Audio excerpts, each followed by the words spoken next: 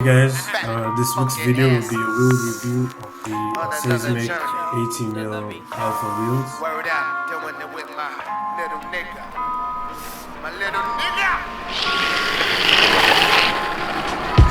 See, I done chalked up another one when I drop a ton. Take your favorite MC and bring the light like the sun. Get done. Bow down, I beat the one known to rock rhymes with lines beyond yours to make it prime time. I'm the master of the ceremony, Wally G. It'll be a long day before you see another me. I be higher than class with the system pumping loud. Tripping, loving life is the illest juvenile with my knuckle red running up in. Don't spot with enough chin for you and a friend.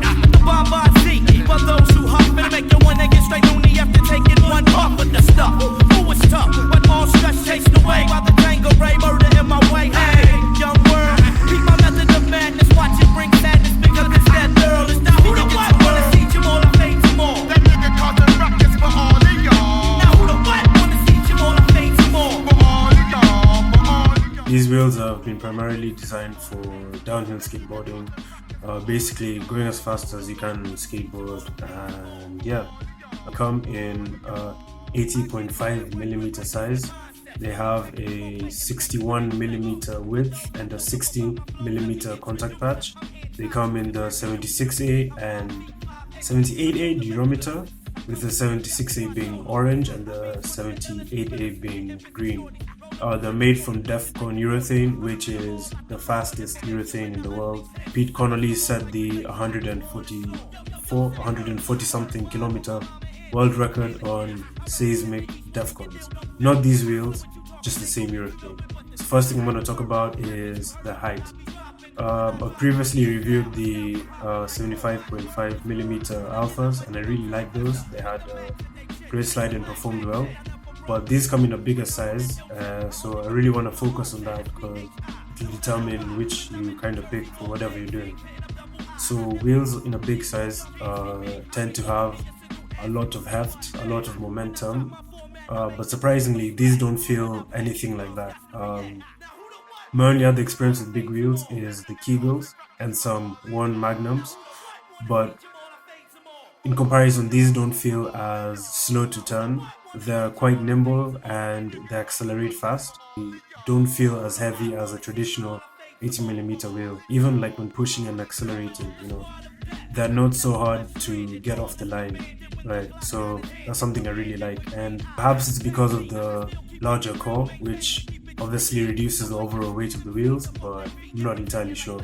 They're quick to turn as well, they're quite nimble. Like the Kegels and the Magnums sometimes have a bit of inertia and don't really want to change direction as quickly. So obviously because they're 80mm in size, they have a lot of momentum. What this means is that they maintain a lot of their speed. Right, so if you're going downhill, then you get like a flat bit, these will carry you on for longer. And these do that. So if you're skating like a place where it's hard to maintain a lot of speed, these are the wheels to go for. Right, next thing I'm going to talk about is the slide of these wheels.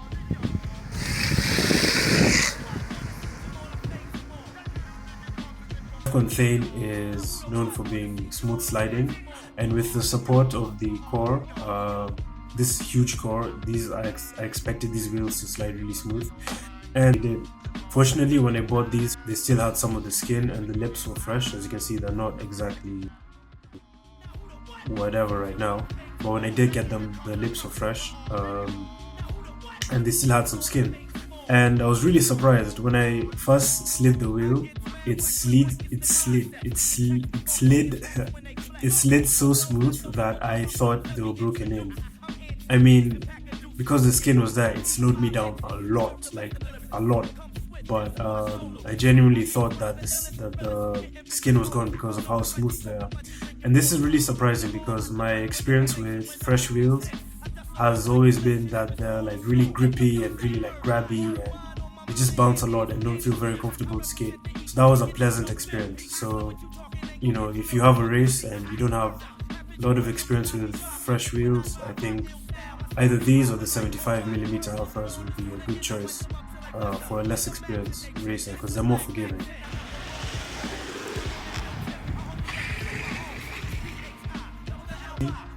Defcon Thane, most high rebound urethanes anyway, are very durable, and this is no exception. been skating it for on and off for a couple months now, and it's only maybe gone down like 3 millimeters. I don't skate the biggest roads, but that's still quite something because it's really nice because it means they're like really consistent and perform the same for a long time, which is fantastic. Right, now I'm going to talk about the bad stuff, right? So my previous experience with Defcon Thane, the 75 millimeter wheels, is that they tend to chunk and like bits of pieces of the wheel break off, like here, when you skate rougher roads.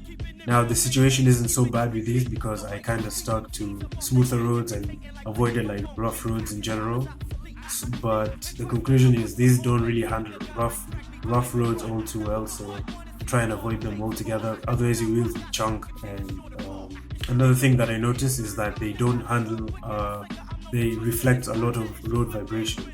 Now with really reboundy wheels, they rebound a lot of the energy from the road, so that they can go faster. I think that's the sense. But the flip side of that is that they reflect a lot of that vibration back into your feet, and you know, if you're skating a fast road that's kind of rough or has some sketchy sections that's kind of wavy, this can like kind of make your trucks feel twitchy, can add a bit of twitch to the ride. And I mean, I haven't gotten wobbles skating with these, but a less experienced skater might feel really uncomfortable and may not really enjoy, you know, that experience on these wheels. But you do get used to them, and because of the 80 millimeter size, the general ride is kind of smoothed out a bit more. But I do think the problem will get worse the more I wear them down. But they wear like they're so durable that I don't think that's going to be that much of an issue. The last thing is they're quite expensive. These retail for $80, 80 fucking US dollars. That's 8,000 Kenya shillings. I think that cost is justified when you look at the durability, the performance, and just all around how great of a wheel they are. So I mean, you know, your wallet wouldn't be happy, but you know, you're gonna have an excellent skate experience on these. So I think they're worth experiencing at least once.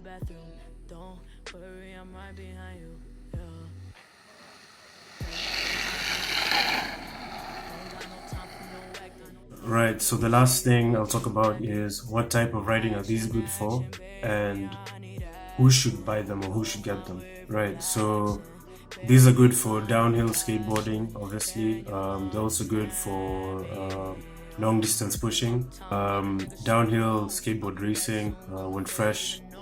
I mean, the results speak for themselves. Chase Hiller had an excellent season on these wheels, and so have a lot of other riders. And finally, I think they'd be really good for slalom. Don't quote me, I haven't seen this being used so much on the slalom scene, but you know, they fit the criteria well. I mean, who should get them?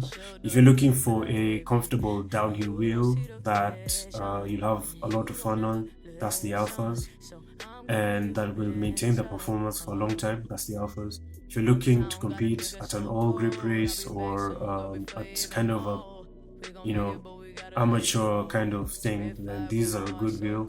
They're really forgiving, honestly. And if I was doing a world tour, they would be my choice. If I was doing a race, they'd be my choice. Thanks for watching, guys. I hope this review was useful and that you're able to decide whether these wheels are for you or not. Definitely, if you do get them and you know you've listened to me, you won't regret it. Big shout out to my patrons or Patreons or patrons, whatever. Jed, Mogi, and Superbad Juju. Thanks, guys. And yeah, if you want to support me, if you want to see more stuff like this, subscribe to my Patreon. And yeah.